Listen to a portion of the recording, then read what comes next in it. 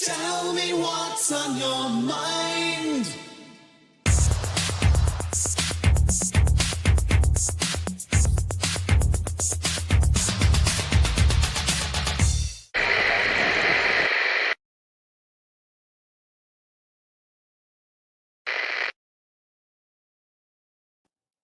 Whoa, that's me. There you go. Beat me up, Scotty. You know? Well, I usually played that advertisement, but evidently it's getting Luke Stone's channels claimed. So, Which one is that? you know, the advertisement with the rocking the heavy metal with Oh, yeah. flames Okay. and everything. Yeah. Really? Yeah, it's getting him struck evidently. Was it the audio? Yep. I'm pretty sure it's a Meshuggah song. I don't know why. Mr. Good Stuff does great work. I don't know why he doesn't go find something neutral to be the background, but he does it all the time. Did he tell you where he got that from? Well, I mean, it's a mainstream group. I mean, it's he was doing a opening credits for the high stream for a while. The first thing he did was try it with a Tool song. Just the recording of a Tool song, basically. Really? Eventually, went with the live version, but they were going with the Yeah, that's tricky stuff. I'll tell you what. So when I did the trailer for Shadowpunk, I bought the audio. I bought it on Pond 5. Yeah. Right. So when I went on to Red Valkyrie, they said they were afraid they were going to get struck, even though I paid for it, right? Because they have been struck in the past. My approach would be to buy it. Do not use stuff that people own. There's like music out there that's just like there's like a multi-million-dollar industry now of people just making like new music in different styles that hold on one second. Todd Redshift Comics was first today, and he's already gone, but he was first. So Todd is doing something for you? Todd's doing everything for me. Because I sent him some images, and maybe that'd be good advice is to spend $10 on buying your audio. Yeah, he's just so busy right now. I mean, eventually he'll slow down. We're trying to do a show together, but we can never get prong A can never get to prong B or slot B. But anyway, yeah. Greetings, sinners. I'll be here just for a few minutes. It's almost dinner time. Well, thank you for giving us a few minutes there, Mr. Marv V. Sin Killer. All right. Go ahead. And not the flawless YouTube guidelines are never wrong.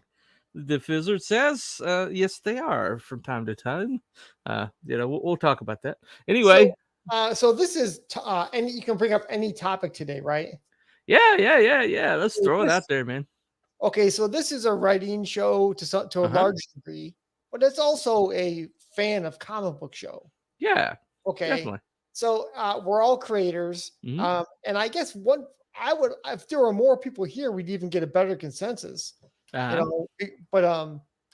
what is it if you're going to come up with a character to, let's say, your hero or your villain in your book? What are the elements that make that thing potent for people to really get into? Because, for example, Dr. Doom and Arcade. Yeah. Right? Two different villains. Dr. Doom is way more compelling. Arcade is kind of a niche, right? Right. So when I've seen a lot of CG books and they do the ideas behind the characters are different. And the actual visual design of the characters are different. And I've been trying to figure out, because some of them I think are better than others. Yeah. Okay. I'll be honest. I'm going to let's use Cyberfrog. I think he's a really cool, really kick-ass, cool looking hero. Yeah. He visually has shit that you can just look at all day. Right. Right. That is a big element to make people draw in. Right. And he's also dynamic in the way he can bend. Not bend, right. But he's super flexible, right? So that makes him like Spider-Man kind of. But there's so many factors that go into making a character compelling. Right. I'm wondering what those factors are, or if you even have an opinion about it. Well, it is something that's pretty ephemeral. I mean, you see some characters that should be home runs, and they're like there a few episodes or a few issues, and they're gone because they never really caught on with people. Then you got people that are supposed to be one shots that wind up being villains that are there for decades, and like Deadpool really was only supposed to be in a couple issues. Okay, really? Yeah, it was just there, just like the villain of the week or whatever, and but people really responded to him. Deadpool's a good example because he has a great name. Which, by the way, that does matter. Yeah, right. It's part of the cocktail that when you drink it is awesome. Right. So, and he's also, his banter is really fun for writers, probably, right? Right. And that draws you in. It maybe makes it more relatable in a way. And it's kind of like in the movie, it's heavy duty comic relief, right? Right. And it's also the way that they shove in all their agenda under the deck by having him do these little snarky remarks, Yeah, but if you write him right, he'd make those snarky remarks ironically, But if you write Deadpool right, nothing is sacred to him, nothing is serious to him, He's just a randomness, basically. In the movie, there's a scene where he goes to the X-Men mansion, in Deadpool 2. Yeah. And so he's in a wheelchair, and he's going through all the big rooms, and he says he sees the pictures of all the old guys. Yeah. And he says, "Oh, I forgot to bring my rape whistle." And behind him, when he says that, is Thomas Jefferson. Because there's this attack on Thomas Jefferson that says that he raped his assistant woman or whatever, Sally Hemings. And you're like, so you can see how they can do this shit. But anyway, back to the topic. I knew you'd find a way to make that into a conspiracy theory. I was just waiting. I was like, how is he going to turn this into a conspiracy theory? It's like, that's how he. Oh, okay. But is it incorrect? Well, that's not really provable. It's not really provable. So the question, you guys, is that we were just talking about was whether when you're trying to create a character that is super potent and compelling for people to read, what visually and story wise, what are the elements that you do to make those characters fun and compelling for the reader? Luke Skywalker is a good example, right? He's like the young kid off the farm. He looks the part. He's dressed in white. Right. Almost. Anyway. Well, there are certain things that are basically like in the zeitgeist or like out there that are kind of like universal or whatever. That if you can like tap into that, you can kind of like maybe get a current that's but there's also the idea of the compelling part comes from the personality, because there was like this one character that was like visually very compelling to me. He's like really one of the best designed villains I've ever seen. Its name was Equinox, okay, and it was a yellow jacket wasp villain, and he was like having like it basically all the seasons were like represented in his body. He had like flame and he had ice. He had all this going on at one time, and the design of him was just incredible. But he was a one note villain. He was just like all anger, all angst, basically, and I never saw him outside of that one shot, but he's very well designed. Marvel or DC? This was Marvel. Okay. Hint, yeah, and and I kept expecting him. And I was like, that guy might catch on. Never did. But then you see another character that's just like a one shot, one note, and suddenly they've got their own spinoff series. I mean, exactly. The Joker started out like that. Yeah, right. Yeah, the Joker. I mean, that's what. Go ahead. Well, that's one thing that the villain of the week did for Batman. Is villain. They would like do a villain of the per issue, one villain, and they'd like try out villains, and then something caught on. Solomon Grundy. Oh, that one really caught on. Okay, let's keep him around for the Pantheon. Or the Riddler. Everybody liked that guy. Okay, let's keep him around. And that was the way that they built up that Batman like a villain. He's got like some of the best villains in all of comicdom. I think everybody would agree. Some of them, I would say some of them are like the Joker, where they're like so awesomely boiled down to like insane chaos, and some of them are so corny, but they're really cool. Right? Yeah. Like Clayface. Clayface was kind of like a second tier villain for a little while, but then they managed to he make him they like started focusing on him a little bit and got him actually where he was like really compelling to people. Yeah. The way like the from the cartoon. Yeah. Where he looked like a hulking kind of like monster. Right. That was pretty cool. Yeah, but the fact he like takes on other people's identities, but who is he really? Does he even know? Right. The look is important. I like the normal look, not the steroid type. Personality makes me interested, and the tone of the comic too. Basically, all of the above. Yep. Well, it's ephemeral. I mean, everybody's looking for that formula, right? What do you think, Aaron? Yeah, honestly, that guy's comment. I do think it's come. You have to have a mixture of all those elements. Like, you have to have it visually appealing so that you actually want to read about the character. And they have to do things and have convictions that make it so that you're enticed to see where they're going to be in the future. Right.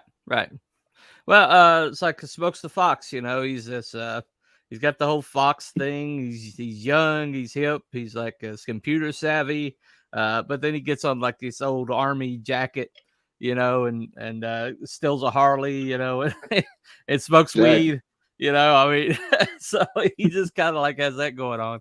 But I could see where that guy would really have an appeal to people, especially in modern age. Like in Marvel and DC, they will do something like Smokes, where they will have a compelling character, but it also taps into a culture. Right. Like, let's just say like a hacking culture, right? Mm-hmm. Or, Oracle. Oracle is great, right? Yep. Tony Stark was like an inventor ahead of his time. Mm-hmm. Kind of a, like a, I don't know if this is a good example. I wouldn't say it. Hell, Def. If you want to come on, man, and stop calling us nerds and just come on the panel, just let me know. I'll DM you the link. Oh no! Send us the link. Well, if he DMs me, I'll send him the link. It is what it is. He's saying hell nerds again. I don't know. He's being repetitive. Oh, I'm about to get on my computer. Oh, okay. All right. I'll add you when you get back. But yeah, it's like Moon Knight. Moon Knight was a one shot and Werewolf by Night.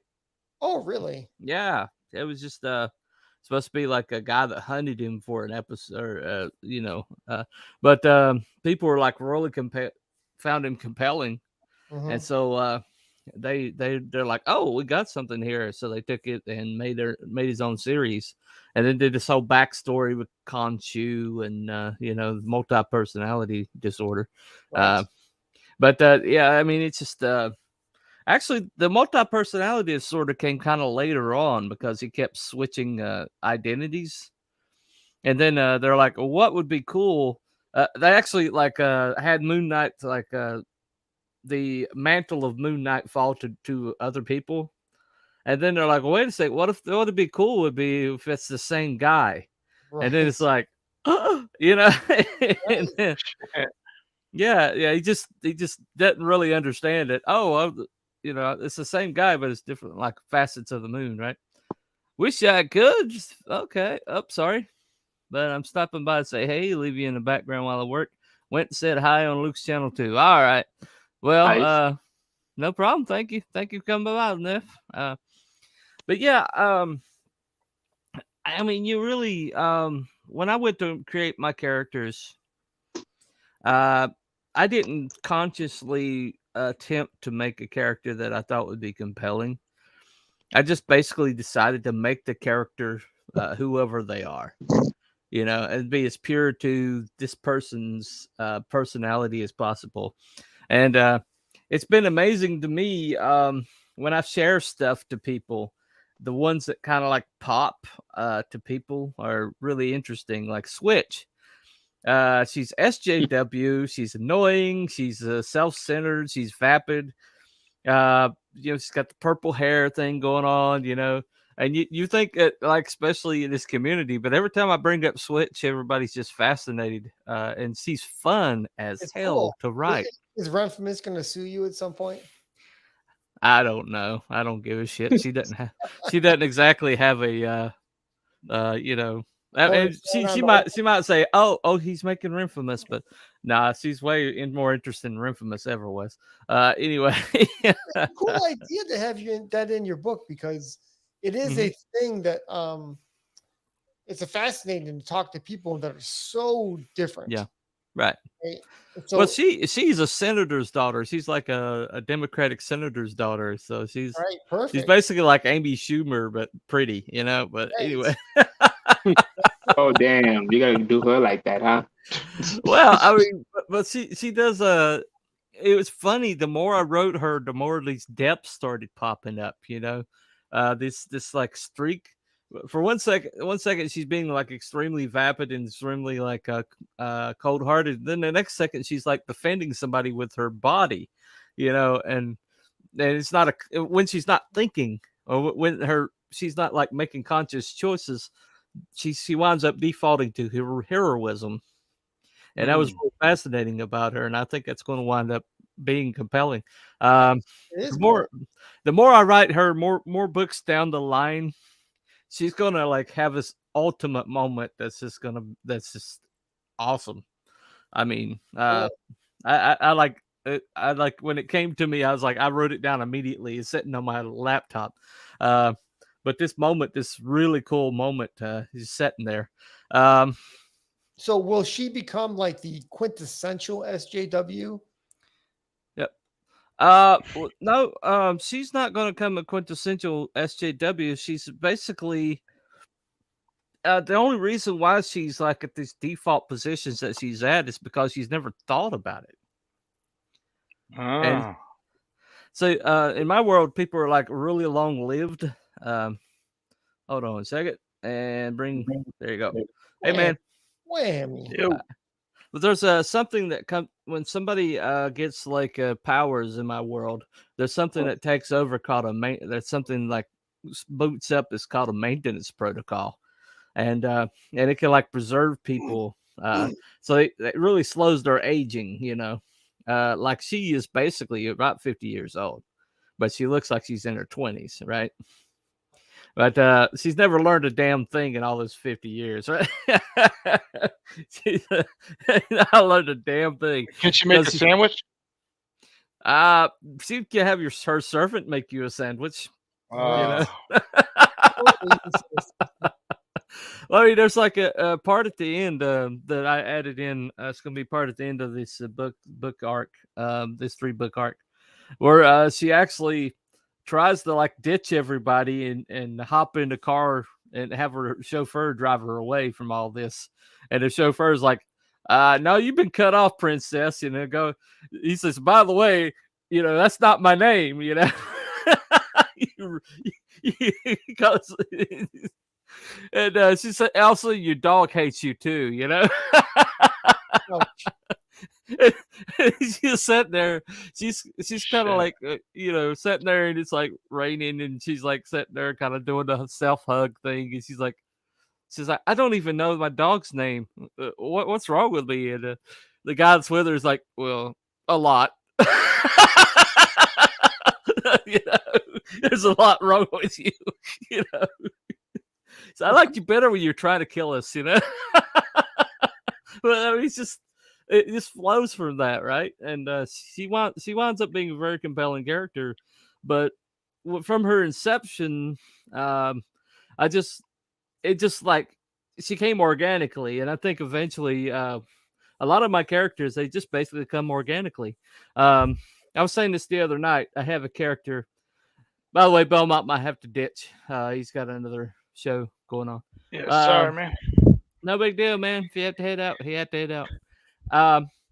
But I have like his character, and he's like living in his mama's basement. Okay, that's about all I knew about him. I knew he's overweight. He's living in his mama's basement. Wait, who are we talking about? There's a lot of people like that. Yeah, I know. It's a thing. Yeah, but I was like, okay, how did he get there, right? And I kept like hitting this wall, and then I had this image of him, being okay. Wait a second, what if he's a hometown hero? You know, what if he's like the jock that won all sorts of awards and things like that, and then that ended for him, you know, and he's just basically in deep depression. Hello, what's up, Shadowhawk Talks? What's up, Shadowhawk? Hey, man. What's up, Shadowhawk? But then it like went from there. I was like, my world. If you're competing in sports and you get found that you have active Soltrons in you, which is the name of the what gives you powers in my world. But if they find you have active Soltrons, it's like performance enhancing drug. And so even if you won any awards, gone.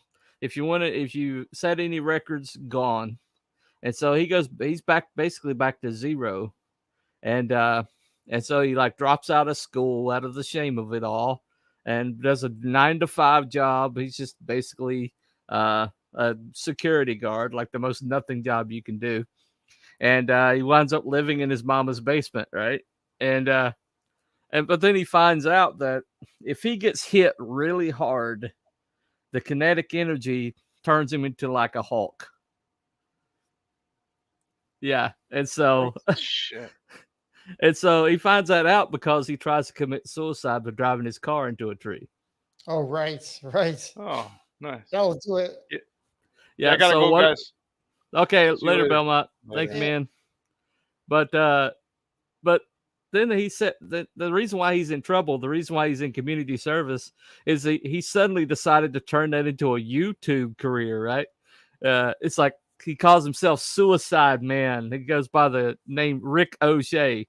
Okay, and so he's like, hey, am I gonna die this time? You know, jumps off of a bridge or something like that, and causes all sorts of property damage. But he's like gets a bunch of clicks on YouTube or whatever the YouTube is for that world, and just millions and millions of dollars of damage, right? In your book, how many like pages would you devote to his origin? One page, a compact page? Well, I'm planning on like having a supplemental book called the FERA Files that has the origins of all these characters in it. Oh, so this isn't part of the main spine story. Well, no, this is going to be like interviews with these guys. I think I took that out of the book early on, but I think I'm going to put it back. But it's basically it's interviews with these guys. Yeah, I kind of do that Bancroft thing. It kind of inspired me. But it's just really cool. Before. Obviously, I've seen it in other things, obviously. Right. But there's this like really cool thing where the guy who's interviewing him, and he's just basically he's like, well, you the last thing you did was you destroyed a man's truck who's an independent trucker, and you destroyed his livelihood.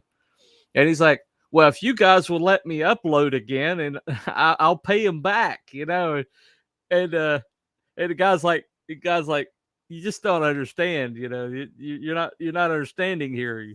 And the guy's like, understanding what? And he's like, yeah, never mind. Okay, moving on, Right. moving on. But he just doesn't understand it. That paying them back is not the same as, it's like that thing that we see in society right now. Well, as long as they get insurance money, I can like loot their store. Right. The thing is not to do it in the first place and to understand why. Right, the morality of it, right? But he's like so addicted to that dopamine hit of like, because he used to like knock home runs and throw the ball like 50 yards or something like that. He used to be this uber athletic jock. His name was known around the state, and then it all ended like that, and his name became like a byword for cheater, like mud or something. Yeah, exactly. But his dad was like a really famous athlete, and he left his mother for some other woman when he was a toddler. And but she kept the kid, of course, because of state. The kid always goes with mom. And all this time, he's like trying to prove to his dad that he's important. And so the sports was how he was improving to his dad that, hey, I'm valuable too. And his dad was like coming to his games and things like that. And finally acknowledging that was his son. And then that the controversy happens, and now his dad's lost his number, and so he's like, in a way, he's got this daddy wound that I'm going to be exploring, because Ironsides, as soon as Ironsides starts the battle, he realizes that he can use that, and he starts manipulating it a little bit, which it's part of Ironsides. I mean, Ironsides is like, he's a chess master, right? To him, it's like, oh yes, the knight goes up and over. Okay, well so I'm going to use that. To him, it's just like maneuvering chess pieces across the board. And eventually that's going to come to a head, that because people don't like being manipulated like that. But to him, it's like, I'm trying to win the war here. I'm trying to, I'm trying to get us all out of here alive. Great. But see how that fits in? It slots in, right? And that's pretty compelling. It almost reminds me a little bit, not totally, but of M. Night Shyamalan has his universe of heroes. So he has the glass guy who's right, but he's super smart. Then he has the guy who's multiple personalities, and then he has a super strong guy, and they kind of intermesh in a way. Yeah, they complement. They're up where somebody else is down. Right, and then he like kills them all at the end of the end of the movie. I was kind of bummed out about that because I started just getting into it. I'm like, this is starting. I was like, he's gonna screw this up. I know he's gonna screw this up. How's he gonna screw this up? And then I had people coming out of the theaters rage quitting and like with their fingers in the air. And I was like, oh, okay, what did you do? What did you do? And it's like, he killed everybody. He just, wiped everybody out so he could like, oh, this is organization. He's going like, oh, this is the organization. I'm going to use these guys going forward. And everybody's like, no, we're not going forward with you. It was not that interesting. I never been thinking at the end, I'm like, that's not that interesting. The other stuff is interesting. Right. Yeah. The whole conflict in that thing, that was always interesting. The actress he hired who had the giant eyes, you're like, well, that's at least interesting to look at. Right. Right. Is Aaron muted? Yeah. Aaron's muted. Aaron, so when you're doing Pendragon, do you have does your hero or your villain, are they did you boil them down into like a certain type of character? You're really you're being cruel right now because he can't respond till he gets figured out. Yeah, check your outlets there, dude. I can read lips.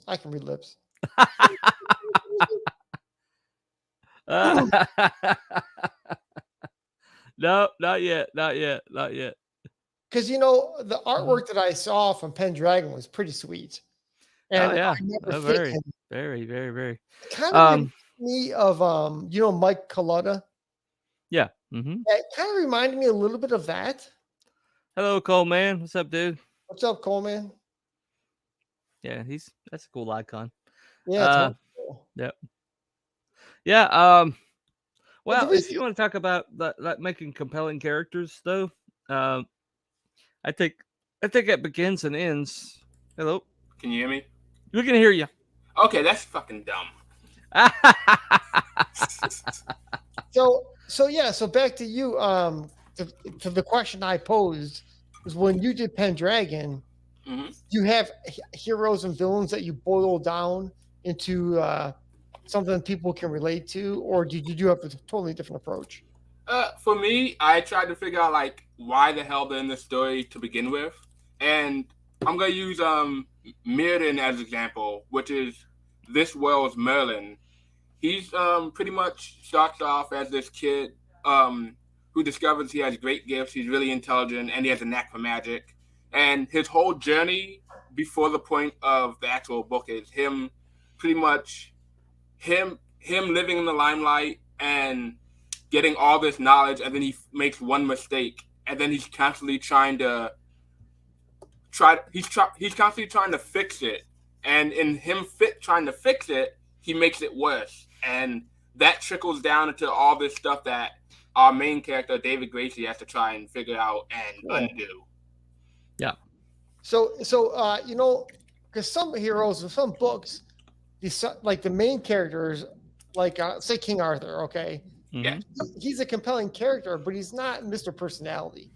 Exactly. Right? No. And so the other characters around him are more interesting, like Merlin, right? Yeah. He's talking like Yoda half the time, and he's a pearl of wisdom kind of character, Well, we're talking to Buddy about his vampire guy, CJ. Oh yeah. And he mentioned that he thought CJ was a King Arthur type, but I was like, no, he's a Lancelot. He's definitely a Lancelot. Really? Because Lancelot has that whole entire thing of the hero without a cause finds a cause and actually adheres more to the cause than the person that he believed in.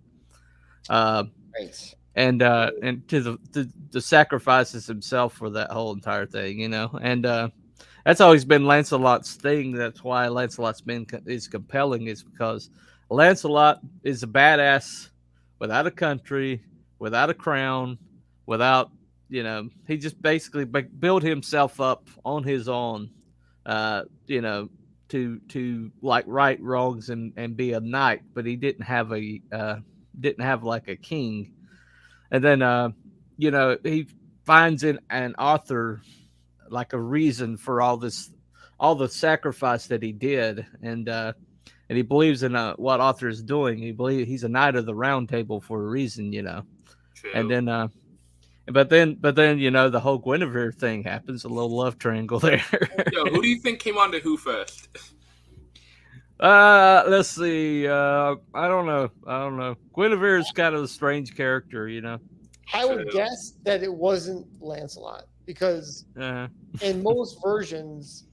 Well, he's a man of honor, so I don't know that he would have like had an unrequited love, but she was like, "Hey, I kind of dig you," Like century per century, they kind of shift that a little bit, right? Values of the day. Yeah, because back then I don't know which video I was watching, but it's pretty much it equates to like the 3 types of love that people throughout centuries deemed like just and moral.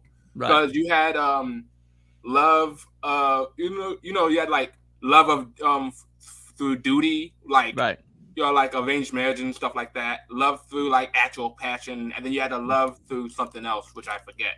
But, okay, what you're talking about is agape love, which is love that sacrifices without expecting anything in return. Phileo love, which is brotherly love, hence Philadelphia, which is like a love that comes from being friends and brotherhood.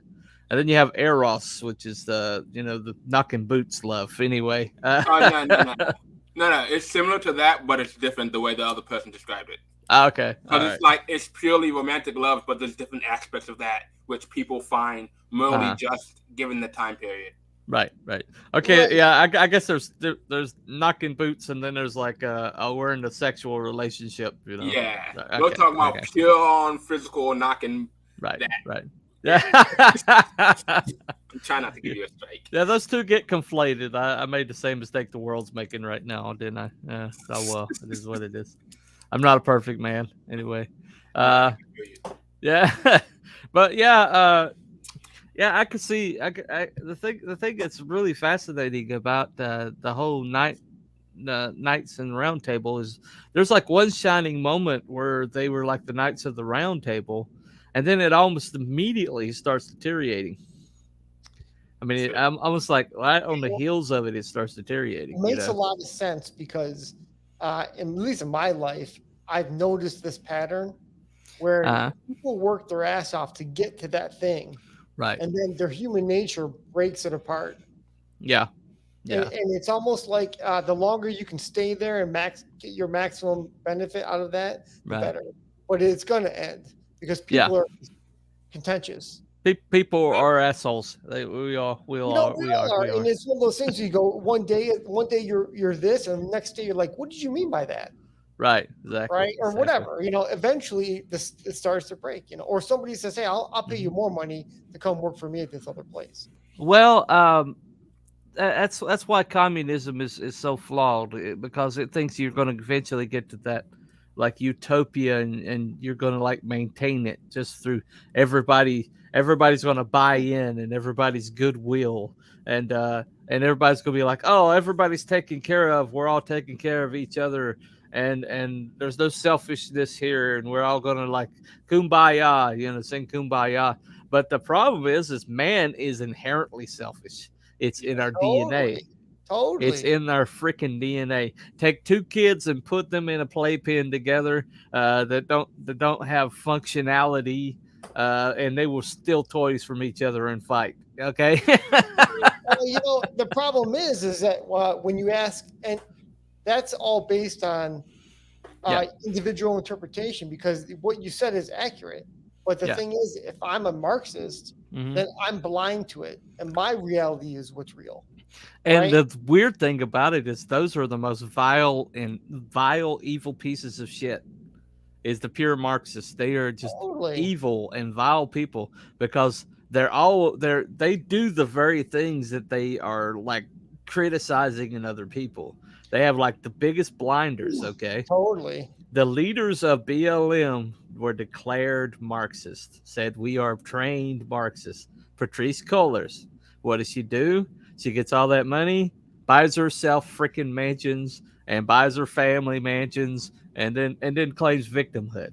I mean, you don't understand. We were building a community. Gamers, what's the gaming gonna do, bro? Yeah, exactly. But because that utopia, it doesn't exist. That's secular humanism's what's at the basis of that. Right. That men are inherently good, and that is flawed at the first. Men are not inherently good. You've got that, men are inherently good, and then you have this Darwinism, which is basically we're all animals. We're basically just advanced animals. Right. And both of these philosophies have been fighting against the Christian philosophy, which is that man is evil, but man can be redeemed, and the redemption's found through like this faith. For Aaron's sake, I won't push the dogma, but anyway. No, that's great. But basically, what's just the superior philosophy though? Because if you look, this one over here that says man is inherently good and pushes the communistic ideals, had murdered millions and millions and millions of people, and then the Darwinism that says man is basically just high functioning animals, leads to anarchy, and just says, oh, well, what does it matter? We're all animal based anyway. We might as well act like animals, okay? But then this philosophy in the middle here has managed to, for all its flaws and for all the flawed ways that it's been applied over the years, what has it done? It's created society. There's before Christianity and after Christianity, and it's pretty dramatic. Sure. The changes occurred in the world. Well, the thing is, oh, by the way, can I just mention how impressed I was how smart Commie Mark is and right. on the show, and he's really a commie. He knows that commie is like a negative term that they could plant, so he names himself Commie Mark. Right. And I'm like, that's pretty smart, and against your idea that these left wingers aren't smart, he's pretty smart. Well, he's not really left wing. He's actually kind of a free agent because the exact same guy. He studied all like religions. He can compare them. You talk to him about any religion, he can talk with you about it. He's knows his geography. He knows worlds. He knows flags. He knows civics. And he's a lot smarter than you give him credit. He just looks like a. Oh no, I think he's super smart. That's why I brought it up. But it's. I told him, I was like the other night. I was like, it's just a little bit incongruous for people that somebody with all this CCP iconography is pushing a book that's based off the sacred text of India. Yeah. But either way, let's just say we don't even know what he really believes. Pretending, okay, he's marketed himself quite well. Yeah, he's got a niche, man. He's definitely got a niche. I was impressed. So yeah. He's definitely got something going on there. But branding yourself is not a bad thing. I mean, not in this space. Definitely not a bad thing. But at the same time, it's like the whole.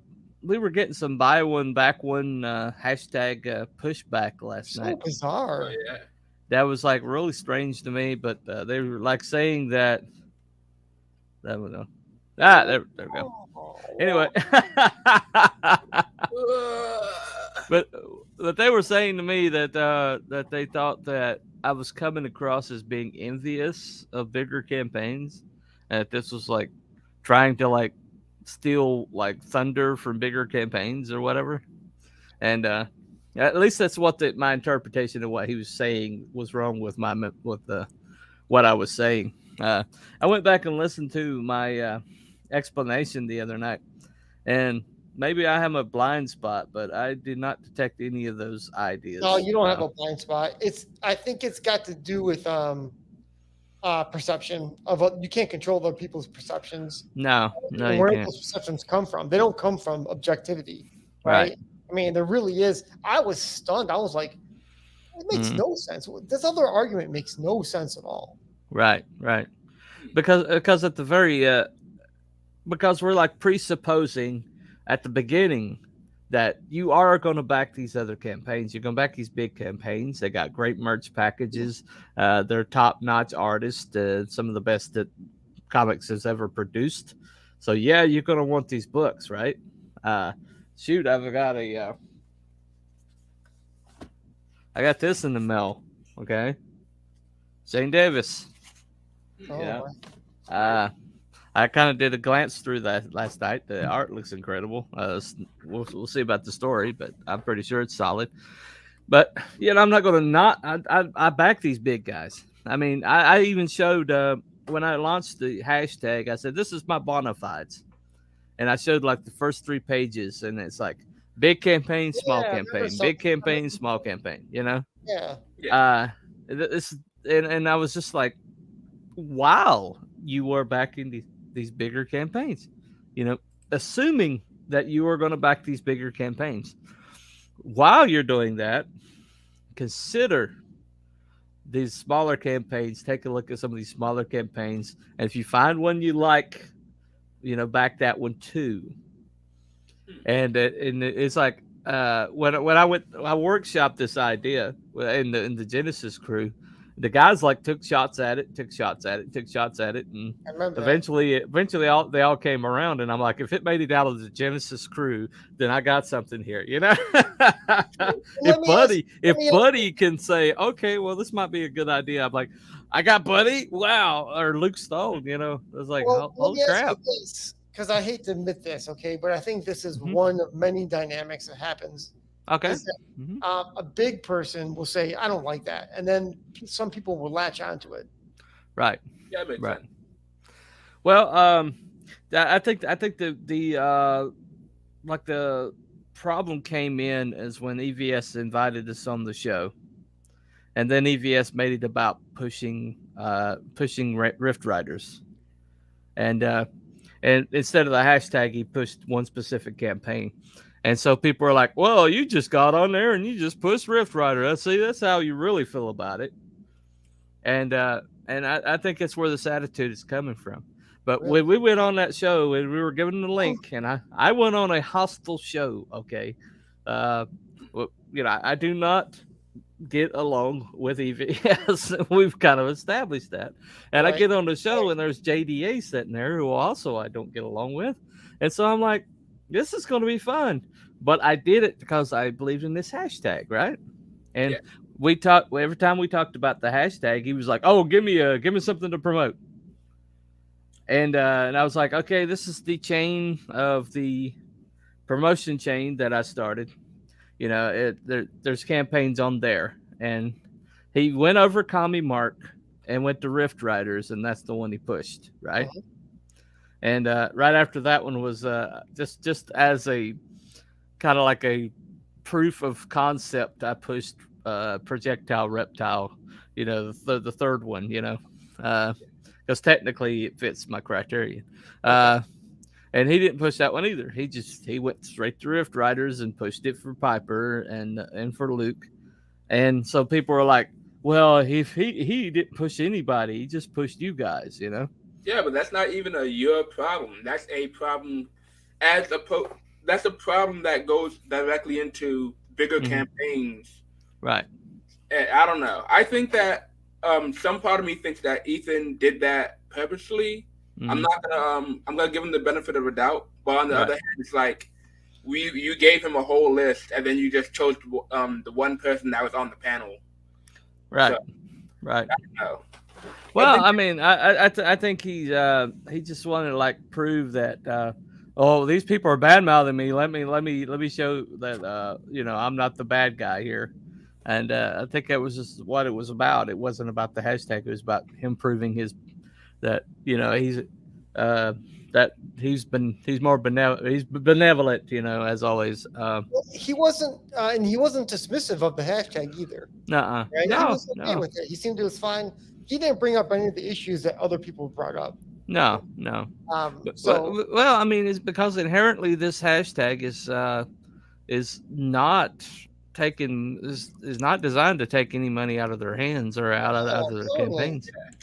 And if anybody like, and to be honest, there is a little bit of a logic trap involved. Okay, and that is if big campaigns try to squash the hashtag, then you have to ask, okay, this is not ending. It's not hurting your bottom line. So why are you hostile towards it? Do you want to like keep all the money for yourselves? And I mean, I could see that being point. That's a good point because if you were a big shot and you had a killer campaign, why wouldn't you push that?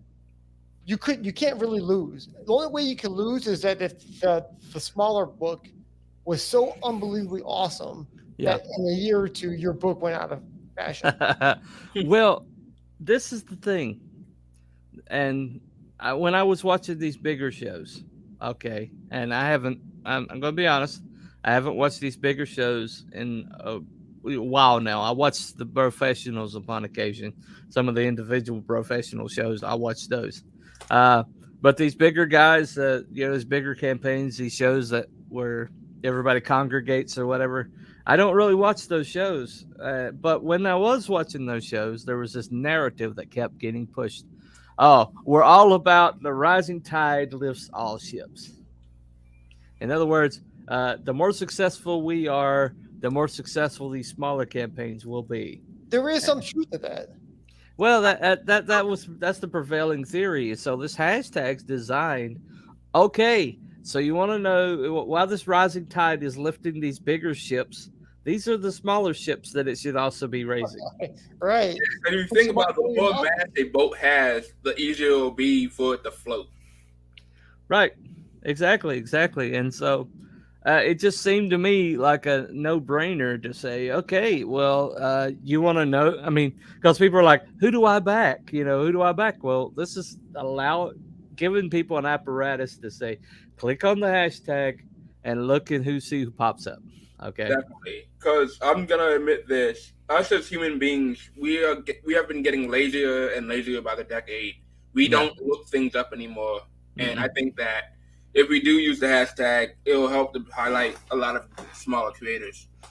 Well, there's something in marketing that is really kind of overlooked a lot. Okay, and it's one of the things that why CG is so important. I know that we have members of the GC who are basically like, jettison it, move away, get away from this thing. It's toxic, it's negative, whatever.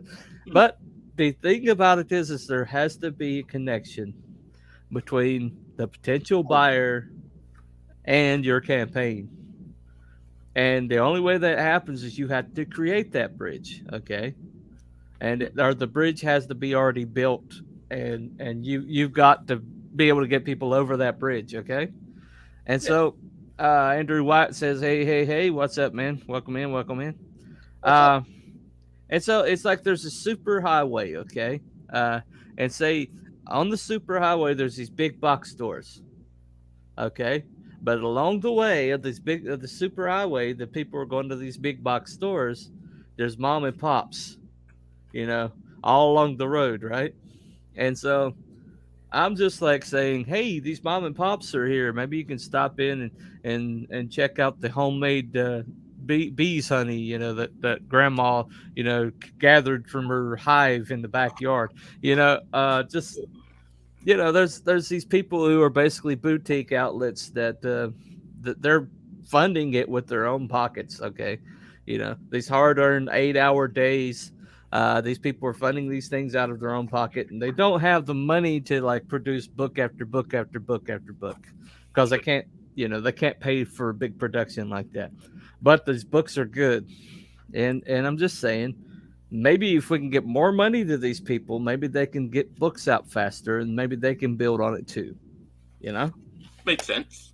And so the $10,000 seems to be a reasonable goal, a reachable goal, and something that will allow people to have enough money to put back into their production to actually speed things up. Exactly. Well, let me ask you this: if a big guy number one, had come up with buy one back one, hashtag buy one back one, would we even be having this conversation? That's an interesting. I actually don't think we would. I think the perception is because if the people lower have any voice that says buy one back one, that's perceived weird. And if these people up here do it, then that's perceived as benevolent, right? In your words. So I don't know why. I actually don't know why anybody would ever think it's a negative hashtag. To me, it's totally positive for the reasons you gave. I mean, you're just using their ideas and then say, hey, well, here it is. Here's the action. Well, I'm trying to put some wheels on the thing that they're pushing, and say, okay, this is the motion to the concept that you keep pushing out there. That if the bigger we get, the more money and more attention that's going to flow to these smaller campaigns, and I'm seeing people hitting 5 figures in less than a half an hour, and I'm seeing people struggle to get to 5,000. Right. And it's that concept is not currently working, and so this is an attempt to maybe address that. So there's a thing I know it's come up before, but there's this other factor involved in selling books. Okay. We've talked about it before, but it's on top of all the other ones we're talking about. Forget about quality of book. Let's just set that aside. Yeah. A lot of it's personality driven.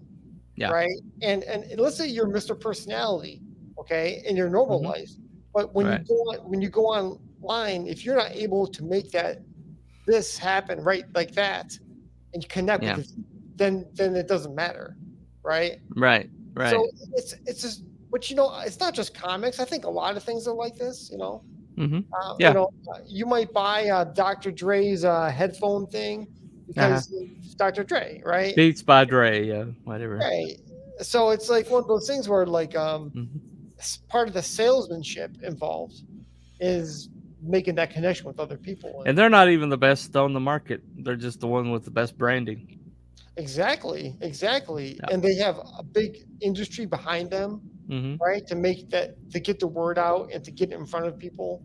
Right. I'm sure there's been a lot of geniuses throughout the centuries that have had amazing ideas, but they just didn't have the push. Thomas Edison, Nikola Tesla. Exactly. That's actually the quintessential one right there.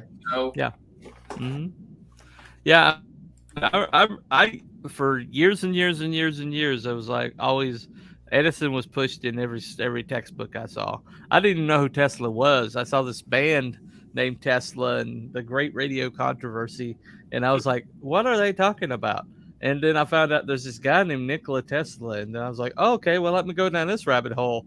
And what a rabbit hole it was. Okay. It turns out Thomas Alva Edison was basically just a figurehead to a laboratory full of inventors, and he took credit for everything they did because he had connections in the patent office. True. And so basically he's just like a patent clerk who used his influence to but he never invented anything. He never invented anything. They even pay most of them for their work either? Because I know we didn't really pay Tesla. Well, no, he had a contest with basically out there to try to increase the output of direct current, and Nikola Tesla, who's working for him at that time, did exactly that. And then he goes to Edison and says, "I fixed it. I increased the direct current output by 3 times or 4 times what it was, and where's my money?" And Edison's like, "Oh, here's a pink slip." Ooh, I would have decked him in the face. I'm sorry. Well, the interesting thing was, while he was sitting in the park, contemplating his future, mourning his loss, basically, he saw a bike go by.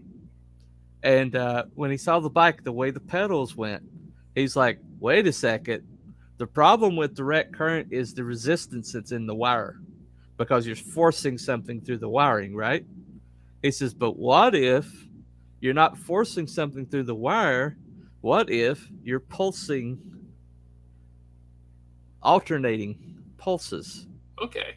So, i.e., you're not forcefully pushing something out of the way. You're piercing through something. And it decreases the resistance, and hence we have alternating current. And that came from him sitting in the park lamenting the fact Edison fired him rather than pay him.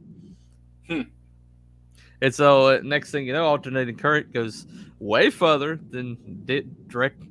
I mean, for direct to work, you need a power plant on just about every city block for it to work. Oh, wow, really? Yeah. That's crazy. Because it's really because direct current is very short. I mean, it works in an outlet, but if you want any distance on the energy, you have to go with alternating current. There's a story about Tesla and Carnegie, I think it was. Yeah. So he actually said he made he was able to produce energy on a constant basis. Yeah. Free energy. And so he's brought it to Carnegie, and he says, "Well, it was General Electric, whoever was running General Electric." He said, "Where's the meter?" Yeah. And he's like, "Well, it's free. You can just sell it to people, and they have energy free forever." Right. And he's like, "Well, fuck that. Where's the meter?" Right? And so it's interesting to me that there are probably a lot of people like Tesla who said, one way or another, they make their decisions and say, J.P. Morgan. Yeah. I said, I'm not going to do that. J.P. Morgan. Yeah. You can ruin me, but I'm not going to be an Edison. Well, Tesla had a contract with J.P. Morgan, okay? And it basically said that for however much energy he produced, he would get a very small percentage of it, right? But they never realized how much energy he was going to wind up producing. So they opened up the Niagara Falls electro power plant, the hydroelectric power plant, and they saw how much power was coming out of it. They're like, he would have been a multi-millionaire. And then they basically said, the only way this is going to work is if you give that up. The only way it's going to be because there'll be like a surcharge on all the current that goes out, and it's going to make it expensive. True. And so, but Tesla's like, I don't want to. I want to give energy to mankind. I do not want to just make money for myself. And so he gave it up, and basically lived penniless pretty much the rest of his existence. I think there are a lot of people that, in various ways, won't compromise. Right? Like, yeah, you might be the awesome artist, and but Stan Lee wants you to do it a certain way. Right. And they're like, I'm not like Steve Ditko was a little bit like that, right? And it's people like that, it's like, oh no, the amazing creatives get shafted by businessmen. It happens. It happens upon occasion. Yes. Yeah. It really does. I'm all for people making decisions about how they want to live. Yeah. Because some people can't really go to sleep at night if they're ripping people off, and some people can. Yeah. True. And the people that can rule the world. And who really wins in the end is the question. Right. Yeah. Yeah. Well, we'd like to believe that there's, I guess, the concept of karma or whatever, that it all evens out in the end. But I guess if you're Christian, you believe, okay, well, maybe things will be improved in the next world. That people will get their comeuppance. I'd rather do the right thing instead of the popular wealth-based thing. Yeah. Yeah. Well, you got Edison, who died a multi-millionaire, is in every single school book being told that he invented the light bulb. No, he didn't. And then you got Nikola Tesla, which basically is not a household name. It's becoming a household name, but people really don't understand. He came up with a system to project energy through the air and light up homes.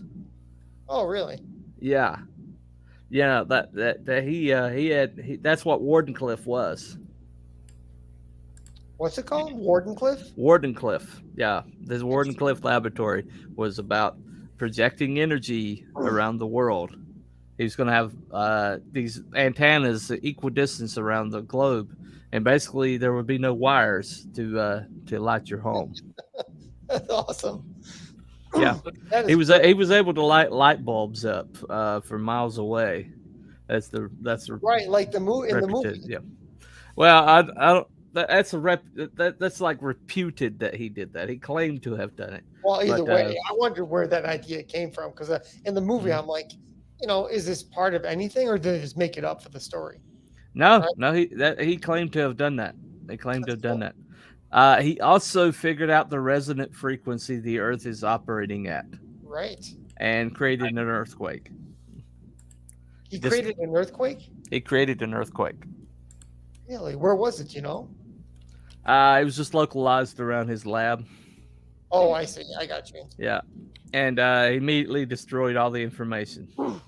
Dang. Yes. So we're talking about somebody who may be the greatest genius that's ever lived. I mean, he was Tony Stark. I mean, big time.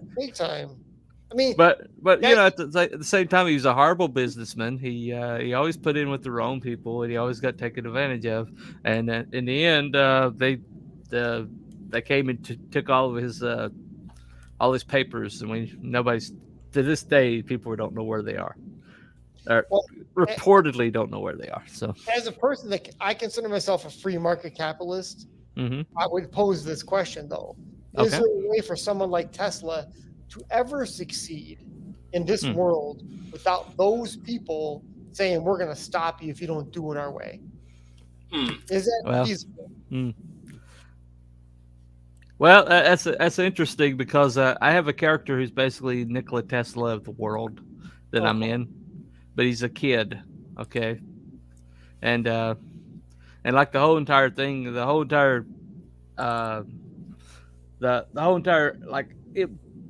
There's like a whole entire thing where he's like the like key to their future essentially, and they want to keep him like under harness, but they can't do it legally, and so they try to get him to agree to it. And basically the whole entire slaughter at the beginning that this book, my 3-book arc is like about. There's gonna be basically they're gonna put him like in the middle of this thing, and essentially what it's meant to do is to make him like sign over his rights to his future, essentially, because here he is, he's 18, they can't control him anymore, he's got to agree to sign on. Boy, that sounds like our world a little bit. yeah, there's a little bit there. Anyway, hold on a second. Memes of Destruction says, hey guys, what's going on? Rift Riders. Theoretically, all it takes is more regular folks to realize the corporate jerks don't deserve the control we give them.